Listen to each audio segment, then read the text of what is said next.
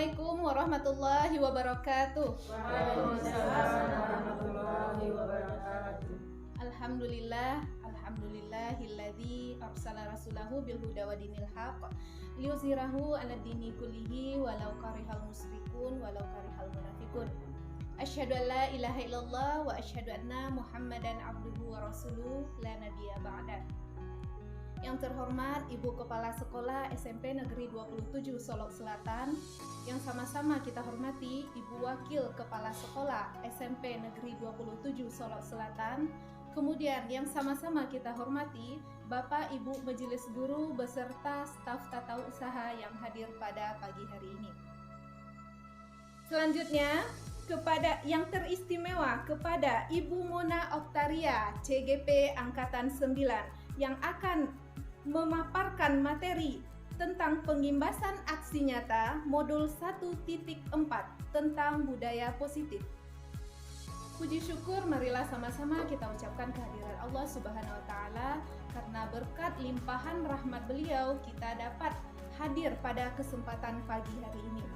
Kemudian salawat beserta salam semoga pahalanya terlimpah curahkan kepada baginda Rasulullah sallallahu alaihi wasallam. Allahumma salli ala Muhammad wa ala ali sayyidina Muhammad. Baiklah Bapak Ibu sekalian, untuk mengawali acara kita pada pagi hari ini, marilah kita buka dengan membacakan basmalah. Acara selanjutnya menyanyikan lagu kebangsaan Indonesia Raya yang akan dipimpin oleh Ibu Dian Siska. Kepada Ibu disilakan. Kami persilakan untuk hadirin berdiri.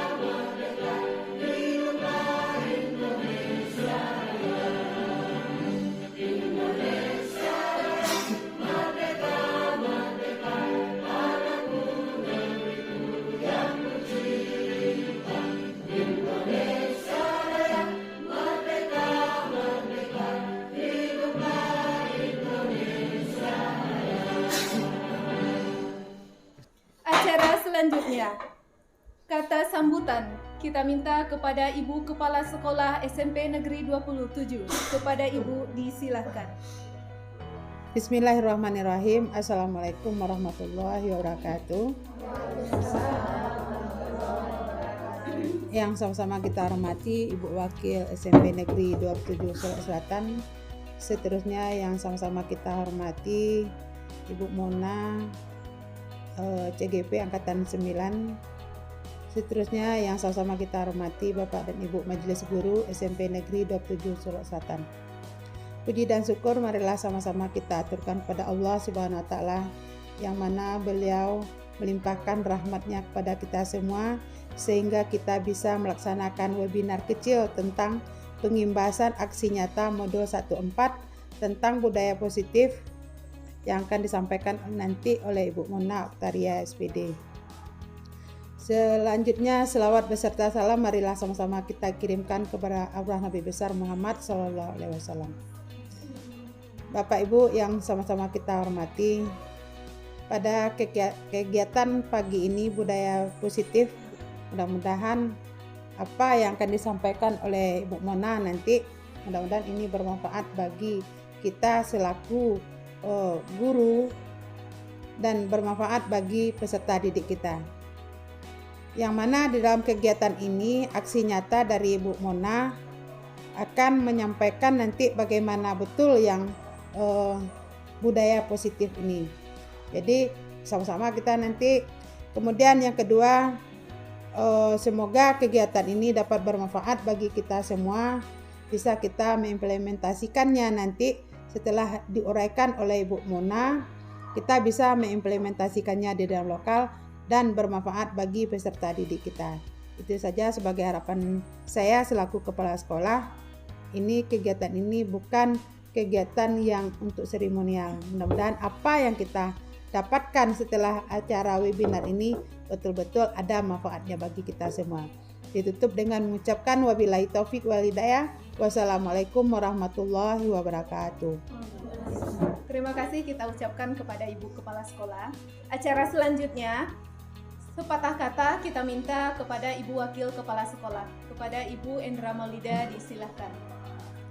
Assalamualaikum warahmatullahi wabarakatuh. Waalaikumsalam warahmatullahi wabarakatuh. Yang saya hormati Ibu Kepala SMP 27 Solok Selatan, seterusnya Bapak dan Ibu Majelis Guru yang hadir di ruangan ini, beserta Ibu calon guru penggerak Angkatan 9, yaitu Ibu Mona Oktaria. Baiklah, di sini saya akan memberikan kata sambutan tentang sosialisasi budaya positif yang akan disampaikan oleh Ibu Mona di sekolah kita ini. Mudah-mudahan bisa diimplementasikan dalam kehidupan kita sehari-hari sebagai guru di SMP 27 Solok Selatan. Mungkin itu yang dapat saya sampaikan. Wabillahi taufiq wa hidayah. Assalamualaikum warahmatullahi wabarakatuh. Waalaikumsalam. Terima kasih kita ucapkan kepada Ibu Wakil Kepala Sekolah. Acara selanjutnya kita minta pembacaan doa yang akan dipimpin oleh Bapak Iqbal Sahrizal. Kepada Bapak disilahkan.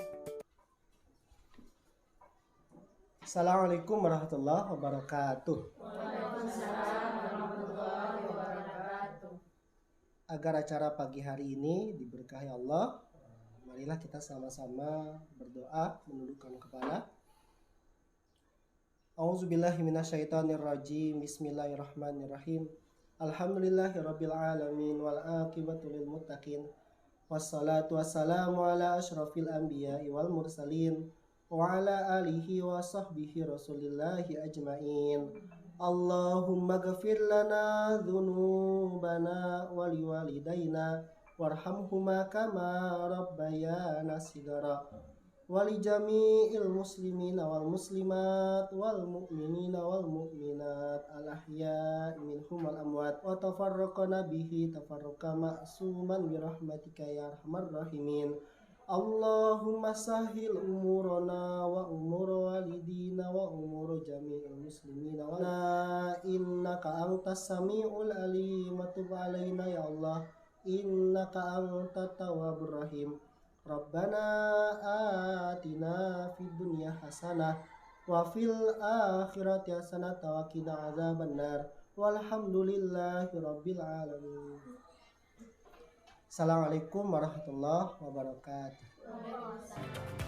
Bapak Ibu yang berbahagia, marilah sama-sama kita saksikan pemaparan materi pengimbasan aksi nyata modul 1.4 tentang budaya positif yang akan disampaikan oleh Ibu Mona Oktaria.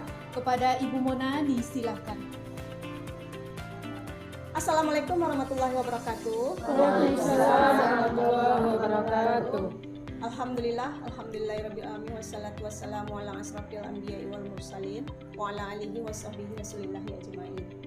Pertama-tama marilah kita mengucapkan puji dan syukur kehadirat Allah Subhanahu wa taala, karena berkat rahmatnya jualah kita masih diberikan kesehatan sehingga kita bisa hadir bersama-sama dalam acara implementasi budaya positif di SMP 27 Solok Selatan. Salawat dan salam tidak lupa kita kirimkan kepada Nabi besar kita Muhammad sallallahu alaihi wasallam. Yang terhormat Ibu Kepala Sekolah SMP Negeri 7 Solok Selatan beserta wakil. Yang terhormat Bapak Ibu Majelis Guru yang telah hadir, menyempatkan hadir di tempat ini. Kita akan memberikan di sini saya akan memberikan materi tentang implementasi budaya positif yang akan kita terapkan nanti di sekolah kita nantinya. Dan Bapak Ibu mungkin untuk lebih jelasnya nanti akan melihat beberapa budaya positif, beberapa materi yang akan saya sampaikan nanti tentang budaya positif yang ada di sekolah. Nah, mohon maaf Bapak Ibu sebelumnya, bukan maksud saya untuk mengajari di sini, tapi kita berbagi saja tentang budaya positif. Mudah-mudahan bisa kita implementasikan besok di sekolah kita, terutama kepada peserta didik kita. Nah, untuk awalnya dulu Bapak Ibu, kita speaking dulu ya Bapak Ibu. Oke. Mau speaking dulu? Mau banget Bu. Ya, speaking dulu. Kita simple saja speakingnya. Coba berpasangan boleh? Berpasangan dulu Bapak Ibu, silakan. Berdiri apa duduk? Berdiri saja Bu. Ya, silakan. Siapa yang menang? Ayo. Menang. Yang menang iya. Bu Dian Siska, Bu Vina. Siapa yang menang? Ya, Bu Siska juga. Berarti Siska menang di sini ya. Ya. Yang menang berarti menjadi raja ya. Yang kalah menjadi ratu. Nah, cara permainannya gimana? Nah, permainannya begini. Nanti kalau saya sebutkan raja, berarti silakan tangannya dulu diginikan berdua. Silakan. Ya. Jadi saya sebutkan raja. Yang menyebutkan, kalau saya sebutkan raja menepuk ratu. Tapi syaratnya ratu harus mengelak kalau ingin menang rajanya. Ya, jadi mengelak. Jadi kalau kena berarti ratunya ngelak. Berarti kita mengingat. Nah, kita cobakan ya. 1, 2, 3. Belum disebutkan. Saya belum menyebutkan namanya, raja atau ratunya.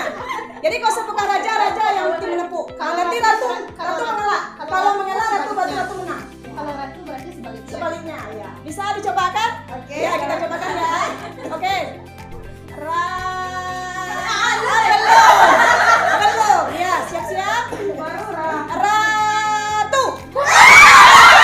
Siapa yang menang?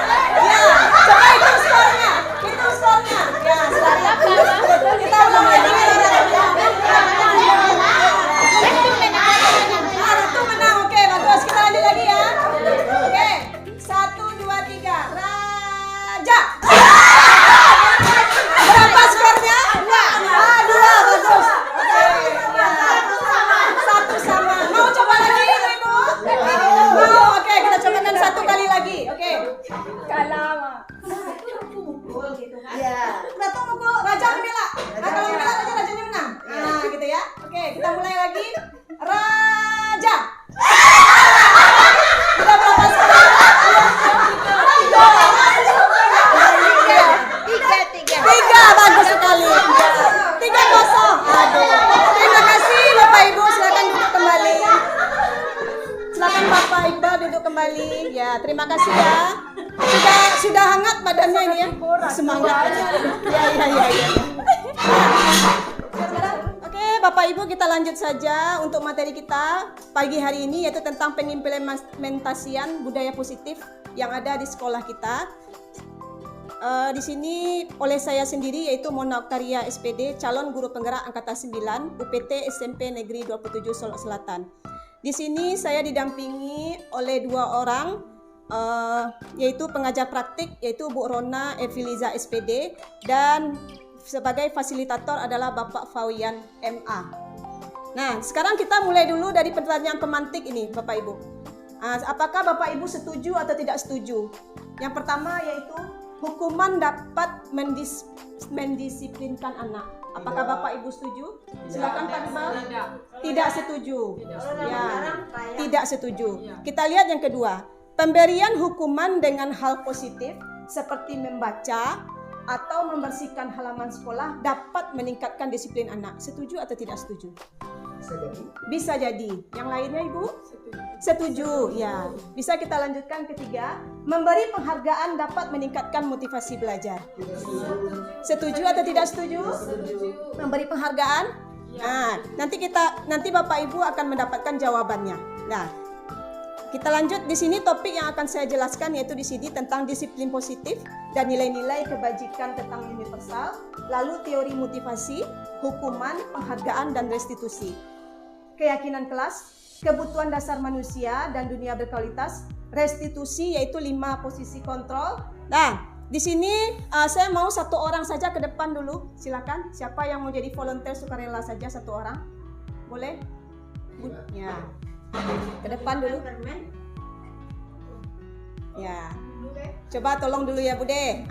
Coba berdiri sini Bude. Nah, Bu Deva. Nah, di sini Bu Deva memiliki sesuatu yang berharga di tangannya. Nah, oke, silakan digenggam. Nah, digenggam sesuatu yang berharga. Coba bayangkan apa yang berharga di tangan Bu Deva. Sudah dibayangkan? Sudah?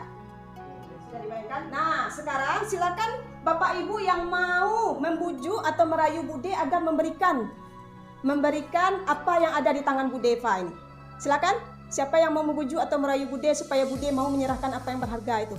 Ayo, silakan Bapak Ibu, ayo dirayu. Mau mencoba untuk merayu Bude supaya menyerahkan apa yang berharga di tangan ini.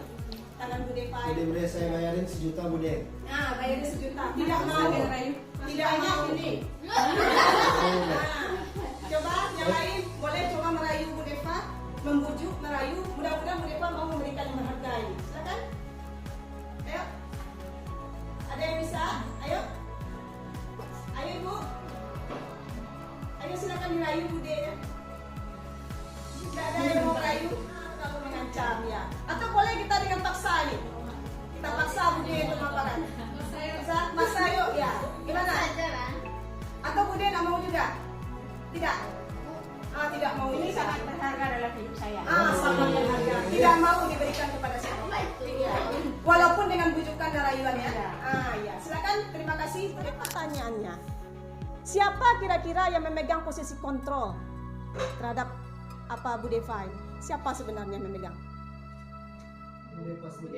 Bagus sekali.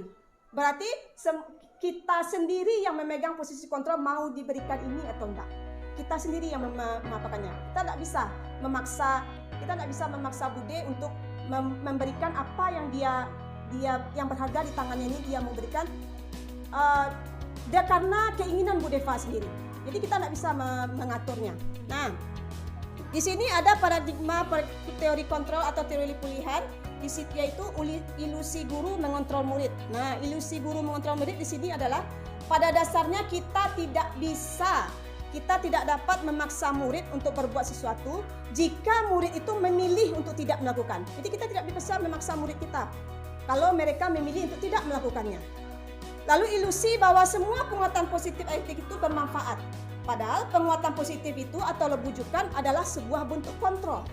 Nah, ilusi bahwa kritik dan membuat orang merasa bersalah dapat menguatkan karakter, di mana membuat anak merasa bersalah itu adalah menuju identitas gagal bagi kita. Membuat anak merasa bersalah. Lalu ilusi bahwa orang dewasa memiliki hak untuk memaksa, karena banyak orang dewasa itu percaya bahwa memiliki tanggung jawab untuk membuat murid-murid berbuat hal tertentu. Padahal orang dewasa akan menyadari bahwa perilaku memaksa itu tidak akan efektif untuk jangka panjang.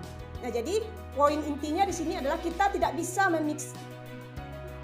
Lalu di sini ada beberapa ini yang kita bahas tadi sebelumnya, yaitu adalah perubahan paradigma stimulus respon dan teori. Anda tidak bisa mengontrol orang lain. Di sini kan ada stimulus responnya, saya bisa mengontrol orang lain. Tapi untuk teori kontrol atau pilihan, Anda tidak bisa mengontrol orang lain. Kita tidak bisa mengontrolnya. Hanya diri mereka sendiri yang bisa mengontrolnya. Termasuk kepada murid kita. Nah, bisa kita lanjut. Nah, di sini di disiplin positif ini, menurut teori kontrol dari Dr. William Glasser, di sini kita akan membahas tentang makna disiplin, terus tentang teori motivasi juga, dan 5 posisi kontrol, serta segitiga restitusi, serta 5 kebutuhan dasar manusia. Nah, sebenarnya apa makna disiplin itu? Nah, disiplin di sini berasal dari bahasa Latin, yaitu disiplina yang artinya belajar. Artinya belajar, berasal dari bahasa Latin, yaitu disiplin diri membuat orang menggali potensinya menuju sebuah tujuan apa yang dia hargai. Nah, Namun dalam budaya kita, makna kata disiplin telah berubah menjadi sesuatu yang dilakukan seorang pada orang lain untuk mendapatkan kepatuhan. Ya, bagus sekali. Kecenderungan umumnya adalah menghubungkan kata disiplin dengan ketidaknyamanan, bukan dengan apa yang kita hargai atau pencapaian suatu tujuan mulia. Nah, jadi disiplin itu sebenarnya sudah berubah katanya ya, menjadi sebuah kepatuhan katanya. Nah, lalu nilai-nilai kebijakan universal, nilai-nilai apa saja di sini? Anak Indonesia kita kenal dengan profil pelajar Pancasila. Sudah tahu Bapak Ibu dengan profil pelajar Pancasila? Sudah ada berapa profil pelajar Pancasila kita? Ada 6. Apa itu yang 6? Mandiri, berpikir kritis. Ya, gotong royong. Ya. Ya, Tuhan Yang Maha Esa, terus berakhlak mulia, Kebinekaan global. berkebinekaan global. Nah, di situ adalah nilai-nilai kebajikan yang harus dicapai setiap anak-anak kita. Ya, itulah nilai-nilai kebajikan universal yang harus dicapai oleh setiap anak Indonesia yang kita kenal dengan profil pelajar Pancasila. Itu sudah kita tetapkan kemarin di visi guru penggerak kemarin. Nah, teori motivasi perilaku manusia. Nah, di sini ada motivasi ada 2. Yaitu motivasi eksternal dan motivasi internal. Kita memberikan contoh satu dulu. Kita memberikan penghargaan kepada anak dengan memberikan hadiah. Nah, kita memberikan hadiah kepada anak. Apakah mereka memperoleh hadiah itu karena motivasi eksternal atau motivasi internal? Bagaimana menurut Bapak Ibu? Eksternal, ya kenapa? Karena mereka hanya ingin hadiah, bukan karena dari dalam dirinya mereka ingin sebuah penghargaan katanya. Jadi kalau dapat, siswa kita memiliki motivasi internal dari dalam dirinya. Nah, karena kita memberikan penghargaan sesuatu yang berlebih, mungkin ya kepada satu anak yang memang dia hebat atau pintar, kita memberikan sebuah hadiah, ternyata itu salah Bapak Ibu. Itu salah memberikannya seperti itu, karena itu tidak didorong dari motivasi internal dia. Dia hanya ingin mendapatkan hadiah saja keinginannya. Nah, jadi perbedaan motivasi eksternal dan internal itu jadi motivasi internal itu adalah motivasi dari luarnya. Jadi kalau motivasi internal dari dalam diri siswanya. Yang positifnya yang mana? Ya motivasi internal ini yang bagusnya. Itu yang tujuan disiplin positif kita. Nah, tujuan disiplin kita, positif kita yaitu supaya anak ini memiliki motivasi internal. Nah, menurut Ki Hajar Dewantara, yang merdeka itu bagaimana? Merdeka itu artinya tidak hanya terlepas dari perintah, akan tetapi juga cakap buat memerintah diri sendiri. Nah, ini adalah pemikiran dari Ki Hajar Dewantara tentang kedisiplinan dan sikap merdeka. Dari orang yang meminta atau membujuk. Dorongannya adalah dorongan eksternal itu. Dorongan eksternal dari luar dan faktor ketergantungan. Berarti apa kelemahannya kalau kita memberikan penghargaan ini dengan hadiah tertentu? Ya, kelemahannya di sini adalah penghargaan itu bisa menghukum. Bisa menghukum. Penghargaan itu bisa mengurangi ketepatan dan penghargaan tidak efektif. Dan yang terakhir itu penghargaan itu bisa merusak hubungan. Mungkin karena ada cemburu sosial juga ya.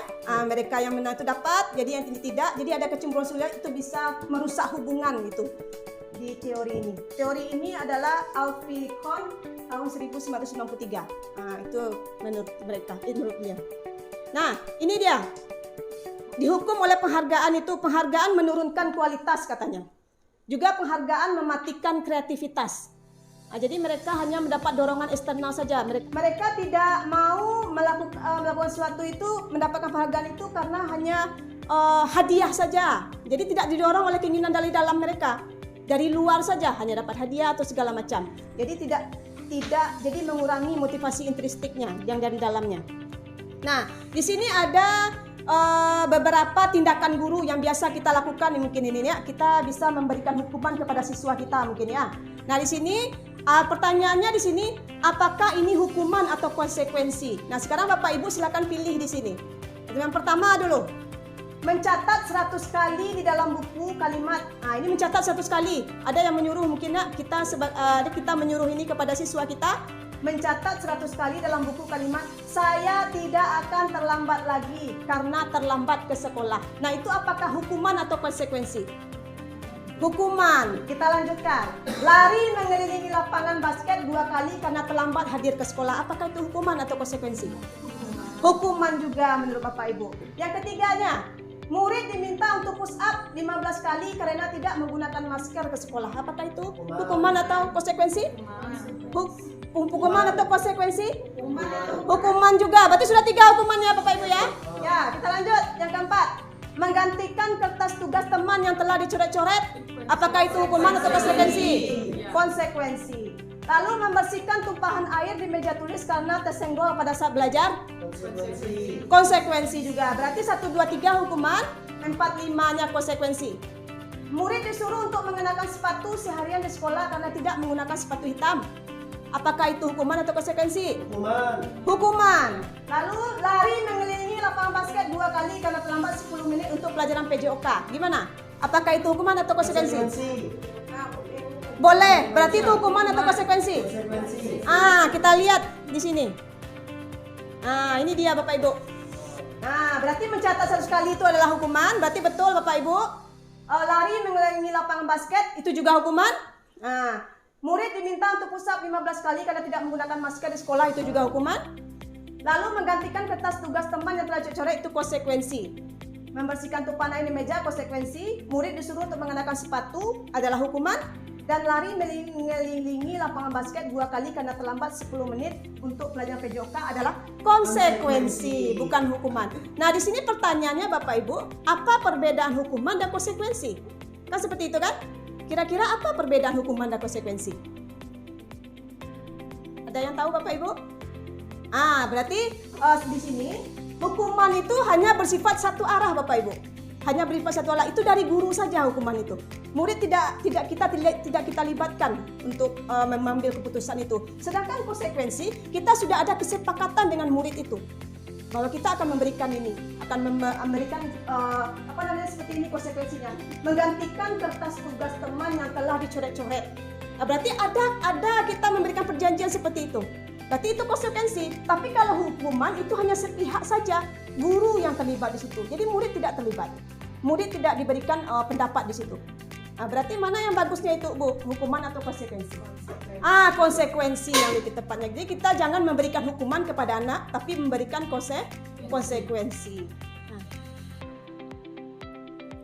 Nah, di sini ini dia perbedaan hukuman dan konsekuensi. Ini berdasarkan tabel saja ya. Kalau hukuman itu sesuatu yang menyakitkan harus terjadi. Jadi kalau kita memberikan hukuman kepada murid kita, fisiknya sakit, maupun hatinya juga sakit. Mungkin mereka mendongkol gitu ya, kita memberikan hukuman kepada mereka untuk jangka waktu yang lama loh.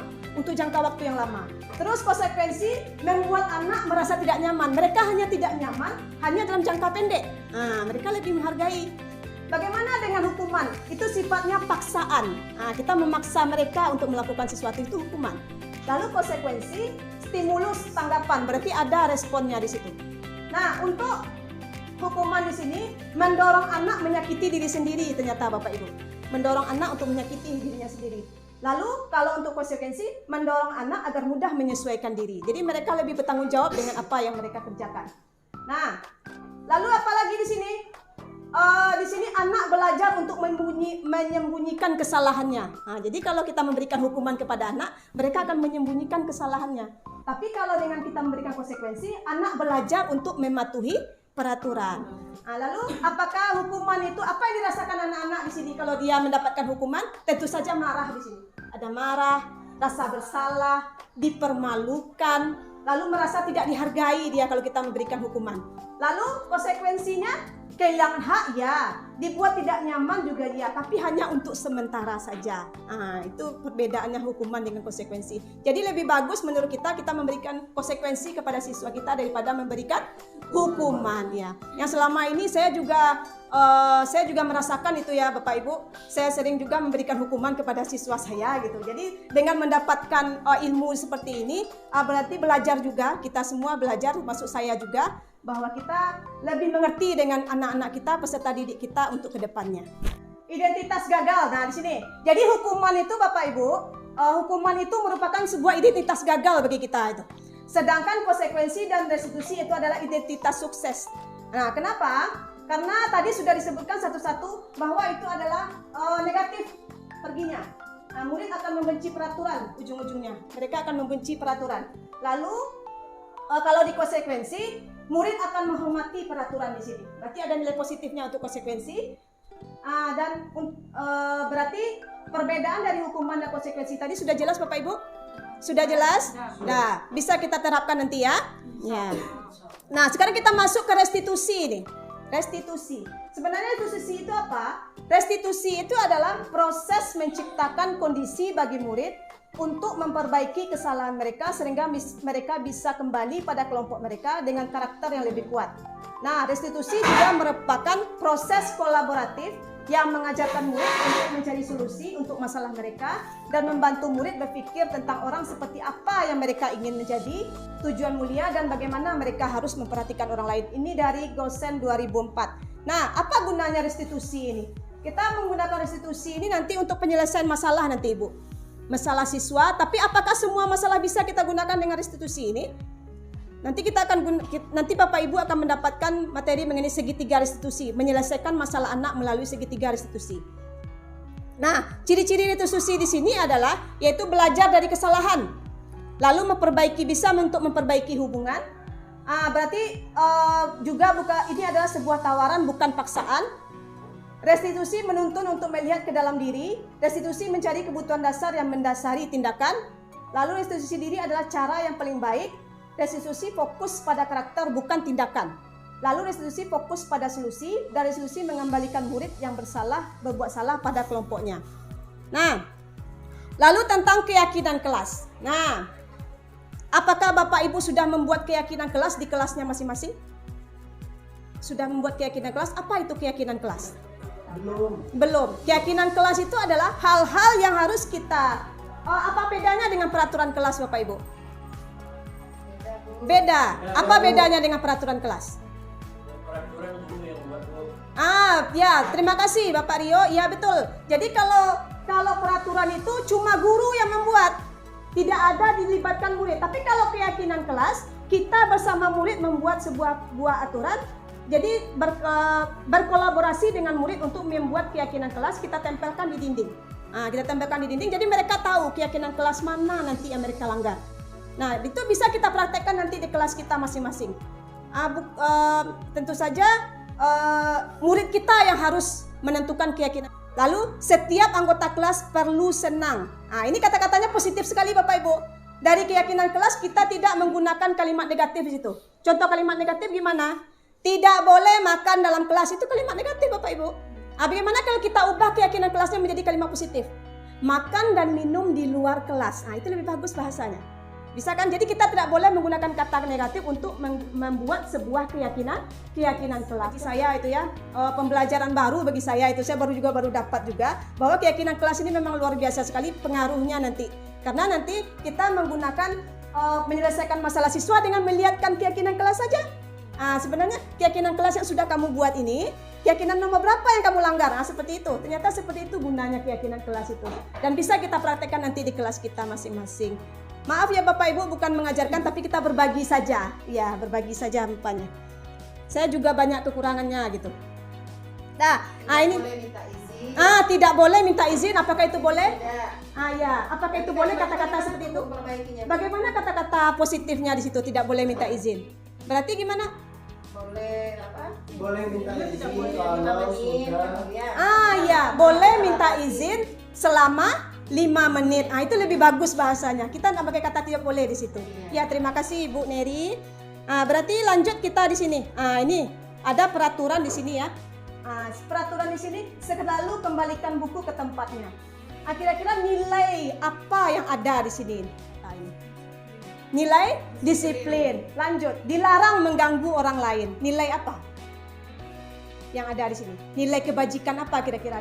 Dilarang mengganggu orang lain. Apa nilai kebajikannya di situ? Tentang keyakinan kelas ini. Bisa Bapak Ibu? Apa? Moral ya. Hadir di sekolah 15 menit sebelum pembelajaran dimulai. Ini nilainya apa ini? Disiplin juga. Lanjut, dilarang melakukan kekerasan. Bagaimana? Apa nilai kebajikannya di situ? Dilarang melakukan kekerasan. Apa nilai kebajikannya? Kira-kira? Kita nilainya yang kita tampilkan di sini. Dilarang melakukan kekerasan mungkin ini adalah tentang apa itu ya? Boleh seperti itu. Lalu dilarang menggunakan narkoba. Nah, ini sebuah peraturan ini ya, kita mau menilainya nilai kebajikannya apa. Dilarang menggunakan narkoba, bergantian atau menunggu giliran. Itu apa? Antri ini ya. Nah, terus gunakan masker, peraturan atau kesadaran diri mungkin ya. Iya, atau kesehatan juga nak. Iya. Lalu jangan berlari di kelas atau koridor. Peraturan juga. Cuma nilainya apa di situ? Bisa disiplin juga? Bisa. Dan kita lihat di sini. Ini. Berarti selalu mengembalikan buku ke tempatnya itu tanggung jawab Bapak Ibu. Berarti mereka bertanggung jawab, itu nilai kebajikannya di situ. Nilai tanggung jawab. Selalu mengembalikan buku ke tempatnya. Nah, apakah siswa kita sudah seperti itu kira-kira Bapak Ibu? Masih ada yang belum. Oh, masih ada yang belum. Berarti itu yang akan kita coba beransur-ansur secara bertahap dan dengan sabar kita mendidik mereka untuk menjadi bertanggung jawab. Lalu dilarang mengganggu orang lain. Apakah itu keyakinan kelasnya? Menghormati orang lain, nilai kebajikannya. Gunakan masker, kesehatan dan keselamatan. Jangan berlari di kelas dan koridor. Kesehatan, keselamatan dan keamanan. Kenapa itu di situ? Keselamatan. Iya, nanti jatuh, ya bisa. Kebutuhan dasar ternyata kita sebagai manusia itu memiliki 5 kebutuhan dasar. Yang pertama yaitu bertahan hidup. Yang pertama bertahan hidup yaitu survival. Kebutuhan ini ada 3, yaitu kebutuhan fisiologis, yaitu tentang kesehatan, makanan, rumah. Lalu kebutuhan biologis yaitu kebutuhan merasa aman. Itu adalah disebut dengan kebutuhan hidup yang bertahan hidup, bernama survival namanya. Lalu yang kedua, kebutuhan dasar manusia itu adalah kebutuhan merasa diterima. Kebutuhan merasa diterima, yaitu keinginan untuk terhubung dengan orang lain. Maka kita sebagai guru harus menerima murid kita apa adanya karena mereka unik. Jadi bagaimana kita bisa melihat peserta didik kita itu unik. Jadi kita tidak bisa membedakan mereka. Mungkin karena mereka lemah dalam penguasaan materi, kita membedakan tidak seperti itu. Mereka itu unik dan mereka punya ciri khas masing-masing, punya keistimewaan masing-masing ya. Lalu yang ketiga, kebutuhan akan kebebasan atau freedom. Kebutuhan ini adalah apa? Murid harus diberi kesempatan membuat pilihan yang bertanggung jawab terhadap pilihannya. Jadi kebebasan itu bukan berarti membiarkan mereka, enggak. Kita enggak bisa membiarkan mereka, tapi memberi kesempatan untuk membuat pilihan dan mencoba hal-hal baru. Lalu yang keempat, kebutuhan kesenangan atau fun. Jadi kebutuhan kesenangan itu apa? Ini yang paling penting sekali Bapak Ibu. Kita harus memberikan rasa senang kepada murid kita belajar di kelas. Mereka harus merasa senang. Itu Bapak Ibu. Kalau saya merasa belum ini. Ya, masih perlu mencoba juga, mencoba lebih ke arah yang lebih baik juga. Lalu kebutuhan akan penguasaan atau power ini. Kebutuhan merasa kompeten, terampil, didengarkan, diakui dan prestasi. Nah, biasanya murid ini selalu ingin menjadi pemimpin. Nah, dari 5 kebutuhan dasar ini, ada satu contoh kasus ini Bapak Ibu. Ada siswa itu dalam kelas, dia selalu ingin berjalan-jalan di kelas itu. Selalu ingin kemanapun dia berjalan dalam kelas itu. Kira-kira kebutuhan dasar mana yang tidak terpenuhi dari siswa kita ini? Ada yang tahu Bapak Ibu? Kita mengajar mereka selalu jalan-jalan dalam kelas itu. Tidak mau kita beritahu, dia tetap juga berlari atau berjalan beribut. Seperti itu. Kebutuhan mana yang mereka tidak yang mana? Kesenangan ya. Mereka butuh kesenangan. Berarti kebutuhan yang tidak terpenuhi adalah kebutuhan kesenangan ini atau fun kepada si murid kita. Jadi kita harus paham. Fun ya. Berarti kita harus paham dengan kebutuhan peserta didik kita. Begitu juga dengan menyelesaikan masalah Bapak Ibu. Ternyata saya mendapatkan materi di modul ini bahwa ada beberapa kebutuhan yang tidak yang tidak didapat oleh siswa kita ini di sini. Mereka tidak merasa dibutuhkan. Lalu kita lihat misalnya seperti contoh yang saya berikan tadi. Ada misalnya mereka sering cabut misalnya. Kebutuhan mana kira-kira yang tidak ada di mereka yang mereka butuhkan itu? Kebutuhan mana kira-kira? Bisa juga kebutuhan kesenangan kan? Iya, karena mereka tidak dapat kesenangan di kelas itu, makanya mereka cabut. Seperti itu saya mendapatkan materi dulu dari fasilitator saya bahwa siswa-siswa yang cabut ternyata mereka butuh kesenangan. Iya, butuh kesenangan. Jadi kita sebagai guru harus menciptakan kesenangan di dalam kelas itu Bapak Ibu. Kita yang harus memikirkan bagaimana siswa kita, murid-murid kita untuk senang belajar di kelas itu. Dan kitalah yang memikirkan. Setelah mendapatkan modul ini luar biasa sekali Bapak Ibu yang saya dapatkan ilmunya.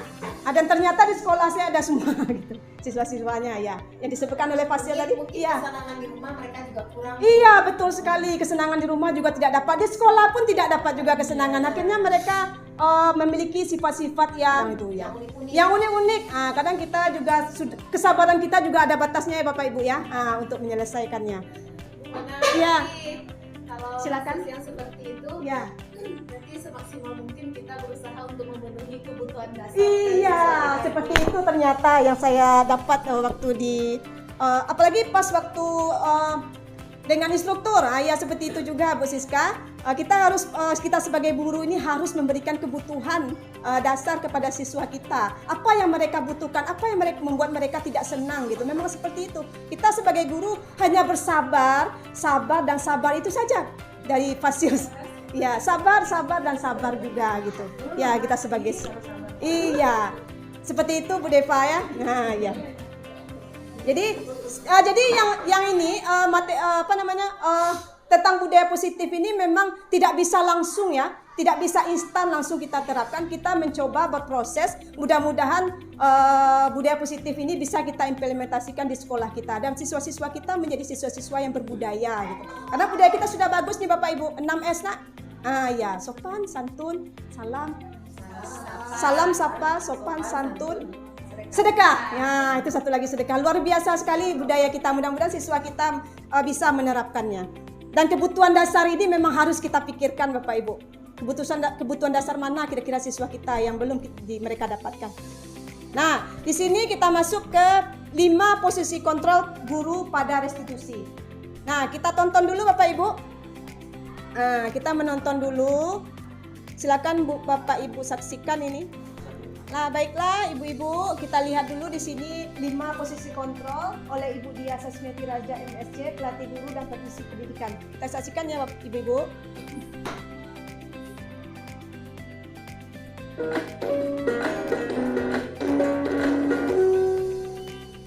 Salam bahagia Ibu dan Bapak guru hebat. Dalam penerapan disiplin positif restitusi, salah satu program yang dikembangkan adalah 5 posisi kontrol. 5 posisi kontrol dalam restitusi adalah proses perjalanan seorang pendidik agar dapat mengenali dirinya. Pada video kali ini, kita akan membahas tentang 5 posisi kontrol yang dikembangkan oleh Diane Gossen dan contoh penerapannya.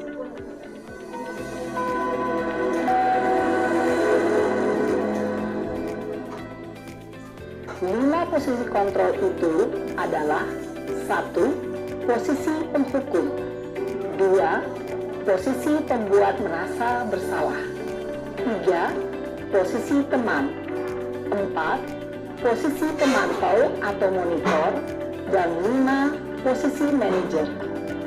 Untuk lebih memahami kelima posisi tersebut, mari kita saksikan kasus Naren yang terlambat hadir 20 menit di sekolah dan melihat bagaimana kelima posisi kontrol dalam menghadapi masalah tersebut.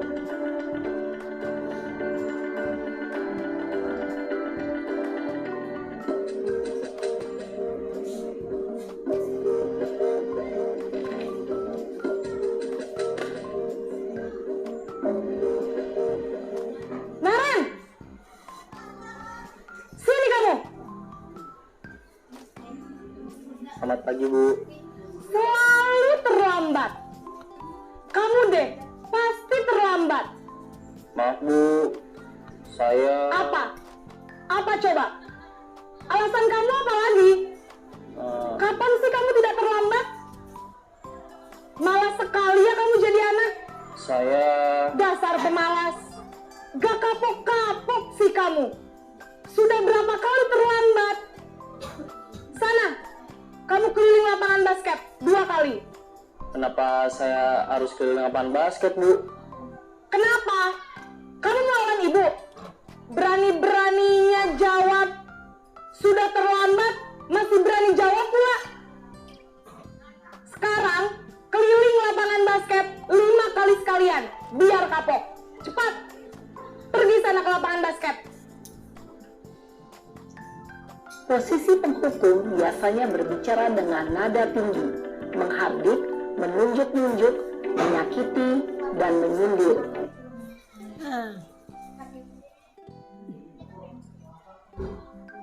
Nah, di sini ada posisi kontrol yang pertama, yaitu guru sebagai penghukum. Gimana menurut ibu-ibu di sini? Itu sering kita lakukan, Bu. Iya, saya juga sering melakukan itu. Bagaimana dengan yang Kadang lain? disuruh cabut rumput, Bu. Iya, sama. Ya, seperti itu juga. Ternyata salah ya, Bu. Ternyata kita sebagai penghukum di situ, kita menghukum murid kita. Ya, berarti kita sama-sama mau berubah ya.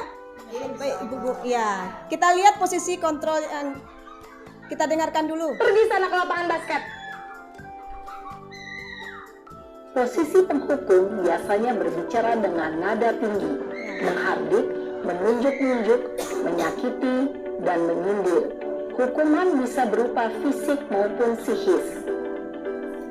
Ibu dan bapak guru hebat adalah murid cenderung akan memberontak, bahkan menyimpan dendam.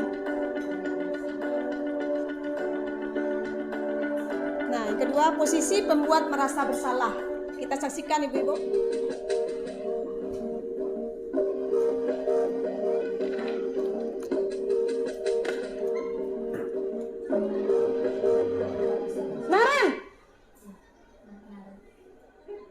Naren terus ya, Bu.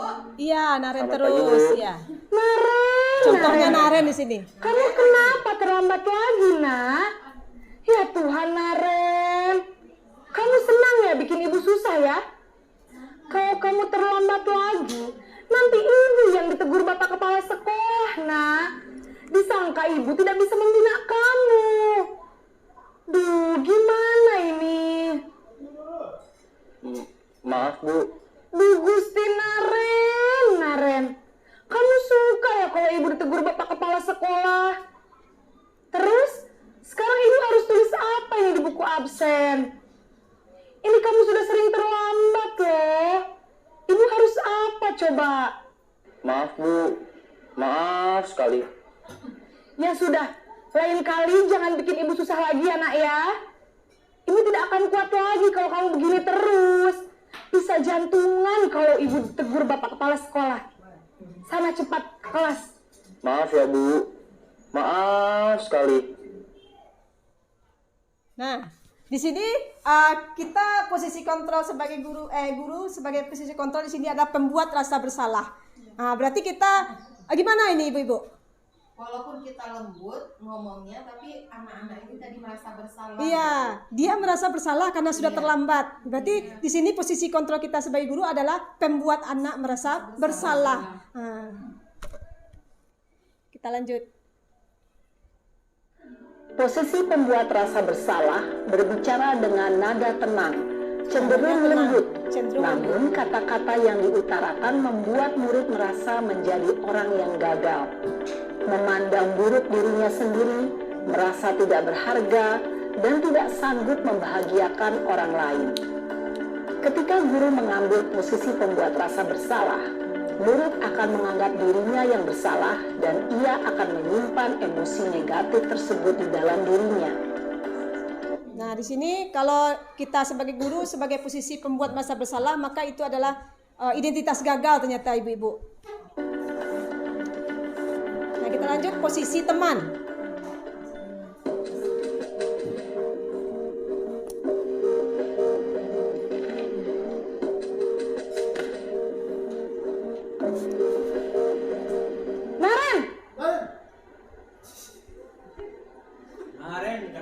Naren. Selamat pagi, Bu. Wah, sudah jam berapa ini, Nak? Ini sebagai Terlambat teman Ibu. lagi ya, sayang. Ya. Iya, Bu. Habis ibu saya lupa bangunkan saya, Bu. Kamu malah menyalahkan ibu kamu. Kamu bukannya anak yang larinya paling kencang. Kok terlambat sih? Iya, Bu. Saya memang terlambat bangun tadi. Jadi, biarpun saya lari kencang, tetap gak kekejar, Bu. Ya sudah sana. Nanti lain kali larinya lebih kencang lagi ya. Biar gak terlambat lagi. Bikin seneng ibu. Demi ibu. Bisa kan? Bikin Bisa senang lah, Ibu Bu. demi Ibu. Ya sudah, sana masuk kelas. Demi Ibu. Ibu beresin urusan absen kamu. Itu Kamu posisi ini teman. ada saja. Kalau Pario tuh demi Bapak, Pario. Ya, demi Bapak, tolong ya nak. Dalam posisi teman, Nah, dalam posisi teman ini nampak kan ibu-ibu. Nah, jadi kita sebagai guru agak memposisikan kita, murid kita itu sebagai teman gitu. Nah, apa tadi kata-kata ibu-ibu apa tadi itu? Demi Ibu. Demi ibu. Nah, bisa kan kamu apa namanya? Ya, bisa kan kamu berubah gitu. Nah, itu posisinya sebagai teman. Ya. Demi Bapak, kamu Iya. besok datang pagi ya. Iya, seperti itu. Itu posisi teman itu, Pak Ibu. guru berbicara dengan nada suara ramah. Ramah, akrab, ya, ramah. cenderung bersenda gurau untuk menjaga suasana tetap santai. Bersenda Murid gurau akan juga. merasa senang, aman, dan akrab dengan guru. Identitas yang tercipta adalah identitas sukses atau berhasil. Namun, perlu diingat, karena ini masih dorongan eksternal, maka ada faktor ketergantungan dari murid kepada orang tertentu. Di sini, guru absennya, sehingga di lain waktu, murid bisa berperilaku baik, namun hanya kepada orang-orang tertentu saja. Nah, itu kelemahannya Pak Ibu. Ternyata dengan membuat posisi kontrol sebagai teman ini, itu hanya hanya murid akan patuh kepada satu orang guru itu saja. Dia tidak akan patuh kepada guru yang lainnya. Kita masuk ke posisi pemantau atau monitor.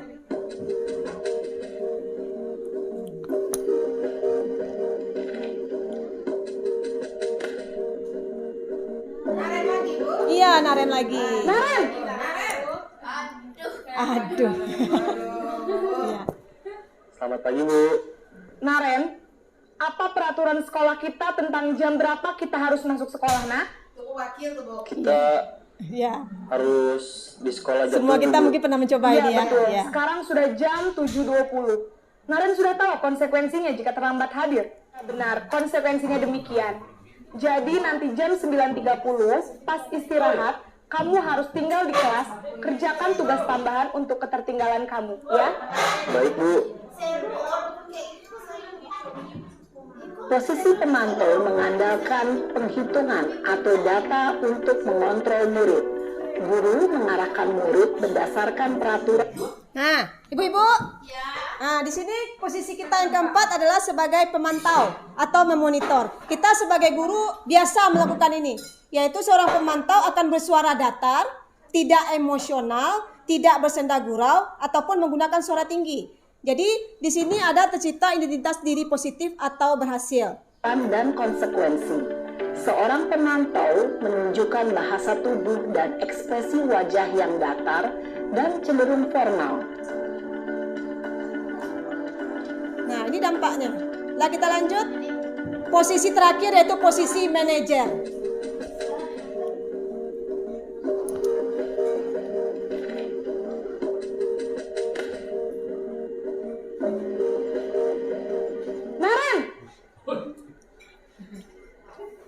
Naren, Naren lagi. Selamat pagi, Bu. selamat pagi Naren. Maaf, Bu. Saya terlambat. Iya, sekolah masuknya jam 7, sekarang sudah jam 7.20. Jadi sekarang bagaimana ini Naren? Maaf, Bu. Saya lupa setel alarm saya semalam. Baiklah, menurut kamu, keyakinan sekolah yang mana yang perlu kamu tingkatkan? Nah, ini yang kita bahas tadi. Menghargai diri sendiri dan orang lain mungkin ya, Bu. Setuju. Jadi, apakah Naren meyakini prinsip saling menghormati tersebut? Iya, Bu. Saya meyakininya. Apakah Naren bersedia memperbaiki masalah keterlambatan ini? Bersedia, Bu. Bagaimana kamu akan perbaiki masalah keterlambatan ini? Saya akan coba untuk tidak lupa menyetel alarm saya, Bu. Baik, kalau Naren lupa menyetel alarm di rumah, ada orang yang kira-kira bisa bantu mengingatkan tidak? Ada, Bu. Kakak saya, Kak Emma. Ada lagi selain Kak Emma? Selain Kak Emma, ada ibu saya. Baik, jadi yang mengingatkan Naren adalah Kak Emma dan ibu kamu ya? Kira-kira akan mulai setel alarm kapan nih Naren? Setelah pulang sekolah, akan segera saya lakukan. Baik, jadi Naren akan setel alarm untuk bangun besok pagi agar tidak terlambat bangun lagi. Tidak ada, Bu. Baik, Naren. Terima kasih untuk kerjasama kamu. Sekarang kamu perlu kembali ke kelas untuk belajar. Baik, Bu. Terima kasih. Nah, di sini posisi manajer. Posisi manajer adalah posisi kontrol yang disarankan untuk membimbing. Nah, di sini kita disarankan untuk membimbing murid, yaitu posisi kita sebagai manajer. Kenapa? Nah, ini alasannya. Karena murid memiliki sikap disiplin yang positif, yaitu murid yang mandiri, bertanggung jawab, dan dapat memecahkan masalah. Tujuan dari posisi ini adalah agar murid dapat berefleksi atas tindakannya. Guru akan dengan tulus memberikan pertanyaan-pertanyaan bermakna, sehingga membuat murid dapat belajar dari kesalahannya dan mencari sebuah solusi untuk menyelesaikannya. Ibu dan Bapak guru hebat, setelah mengamati adegan kelima posisi kontrol tadi, kira-kira posisi mana yang paling ideal? Nah, itu pertanyaannya mungkin Bapak Ibu. Kira-kira posisi mana yang paling ideal bagi kita ini? Posisi yang mana? Manajer. Kenapa? Kenapa posisi manajer yang paling ideal buat kita? Lebih tenang. Lebih tenang juga. Terus Lebih adem. bagaimana kira-kira dengan murid kita kira-kira? Rasa senang dia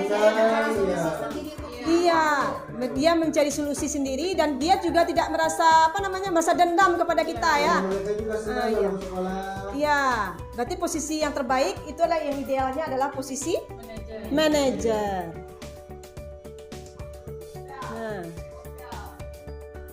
berarti kita lanjutkan di sini 5 posisi kontrol sudah tadi ya Bapak Ibu. Nah, jadi kalau penghukum dan pembuat orang merasa bersalah itu merupakan identitas gagal ternyata. Gagal identitasnya. Lalu sebagai teman dan pemantau itu identitas berhasil atau sukses, cuma masih ada dorongan dari luar. Ya, belum dari dorongan dari dalam. Dan yang bagusnya adalah identitas berhasil atau sukses karena ada kontrol diri di situ, yaitu posisi sebagai manajer, ya. Nah, di sini ada pertanyaan pernyataan di sini. Nah, bagaimana kamu bisa menyelesaikan masalah ini? Nah, berarti itu yang manajer. Kita bertanya seperti itu. Lalu kamu selalu yang paling terakhir. Nah, ternyata menjudge anak seperti itu adalah sebagai posisi kita sebagai penghukum. Kata-kata selalu, dia tidak pernah Ini selalu datang terlambat. Dani selalu datang terlambat, tidak pernah tidak datang terlambat. Ternyata itu adalah penghukum Bapak Ibu. Dan itu bisa membuat dia dendam kepada kita. Dia juga merasa tidak senang gitu. Lalu kita lanjut segitiga restitusi. Ini. Segitiga restitusi ini apa gunanya Bapak Ibu? Ini adalah untuk memecahkan masalah anak. Masalahnya tentu saja tidak semua masalah anak yang bisa kita selesaikan dengan segitiga restitusi. Masalah-masalah ringannya seperti terlambat datang ke sekolah, terus sering cabut gitu ya. Terus apalagi misalnya gimana caranya? Segitiga restitusi itu ada 3 langkahnya. Tidak ada manusia yang sempurna. Jadi kita stabilkan dulu identitas mereka. Bapak Ibu juga pernah buat salah. Jadi kita pasti bisa menyelesaikan permasalahan ini. Dan banyak sekali itu kata-kata yang bisa kita gunakan untuk menstabilkan identitas. Itu langkah yang pertama kita gunakan dalam segitiga restitusi untuk menyelesaikan kasus anak. Lalu langkah yang kedua. Pakai aku kamu ya, jangan pakai ini. Pakai apa Pak? Aku kamu. Bukan pakai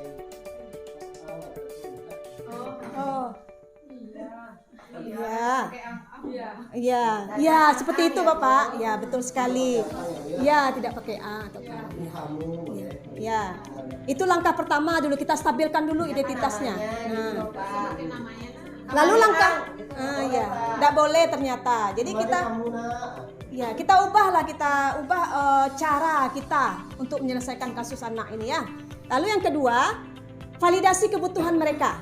Kita validasi dulu apa-apa saja yang kita ucapkan kalau kita buat kamu. Maukah kamu belajar cara lain untuk mendapatkan yang kamu butuhkan tanpa harus memukul? Berarti ini kan kasus anaknya sering memukul temannya. Kita tanyakan. Jadi itu namanya validasi kebutuhan namanya. Lalu langkah berikutnya menanyakan keyakinan. Ini caranya ini. Yang langkah ketiga dari segitiga restitusi itu. Jadi kita tanyakan keyakinan kelas mana yang kamu langgar. Suruh mereka menjawab. Misalnya mereka sering cabut, berarti keyakinan kelas mana yang dia langgar? Berarti tidak tentunya tidak semua kasus. karena waktu saya ikut dengan instruktur dulu, tidak semua kasus bisa kita selesaikan dengan ketiga institusi. Hanya kasus-kasus ringan saja, tapi bisa kita terapkan kepada siswa kita di sekolah ini. Caranya tadi pertama itu dengan apa tadi? Dengan menstabilkan identitas dulu. Kita stabilkan identitasnya. Ini cara-caranya yang kita ucapkan. Menstabilkan identitas. Lalu kemudian yang kedua kita validasi kebutuhannya. Lalu yang ketiga baru kita menanyakan keyakinan kelas mana yang mereka langgar. Jadi mereka jawab sendiri. Jadi mereka tahu di mana kesalahannya dan bagaimana cara menyelesaikannya. Nah, itu tentang segitiga restitusi. Dan mungkin pembelajaran kita sampai sini saja, Bapak Ibu, tentang budaya positif. Semoga saya dan Bapak-bapak Ibu semua di sini yang hadir di sini bisa mengimplementasikan budaya positif di sekolah kita dengan sabar ya, dengan proses. Jadi tidak langsung instan gitu. Kita tidak bisa instan Bapak Ibu. Setuju Bapak Ibu? Setuju? Bagaimana pembelajaran kita hari ini? Menyenangkan. Sekarang Bapak Ibu, ada yang mau ditanyakan mengenai pengimplementasian budaya positif kita pada pagi hari ini? Silakan. Boleh Bu tanya Iya, Bu? silakan Bapak Iqbal. Itu tentang apa disiplin tadi Bu, pengertiannya baru tahu kami ya. Iya. Disiplin itu belajar, maksudnya apa Bu lebih dalamnya gitu? Disiplin itu Jadi belajar. Bisa nggak disiplin ini artinya kepatuhan, karena hampir rata-rata orang mengartikan disiplin kepatuhan. Iya, sebenarnya itu ya. Cuma sebenarnya kepatuhan itu ya betul Bapak. Cuma kan dari segi disiplin itu kan kita belajar ke arah yang lebih baik. Yang saya dapatkan itu dari katanya disiplin itu kenapa belajar? Ya kita belajar untuk berubah ke arah yang lebih baik, disiplin itu. Tapi dari dulu disiplin itu memang diutamakan katanya adalah tentang kepatuhan. Tapi sebenarnya intinya adalah belajar ke arah yang lebih baik. Seperti itu Pak. Anak-anak mereka nggak apa ya, nggak bisa berubah langsung. Iya seperti itu. Kita nggak bisa instan menuntut siswa kita. Karena filosofi Ki Hajar Dewantara kan kita tidak bisa menuntut anak, tapi kita hanya menuntun tumbuh kembang anak. Seperti itu Pak. Terima kasih. Baiklah Bapak Ibu, kita ice breaking dulu. Ice breakingnya tetap duduk saja. Saya ada clue-nya di sini. Mungkin sudah pernah juga mendengar mungkin nak. Bumi itu bulat clue-nya. Ya, bumi itu bulat. Jika 10 itu 1, 86 itu 3, 100 itu 2. Terima kasih. Assalamualaikum warahmatullahi wabarakatuh. Terima kasih kita ucapkan kepada Ibu Mona. Semoga apa yang beliau sampaikan pada pagi hari ini bisa menambah wawasan kita ke depannya. Amin. Kita beri aplaus dulu untuk Ibu Mona. Oke. Saya sebagai moderator pamit undur diri. Mohon maaf atas segala kesalahan dan kekurangannya. Wabillahi taufik wal hidayah. Wassalamualaikum warahmatullahi wabarakatuh. Waalaikumsalam warahmatullahi wabarakatuh.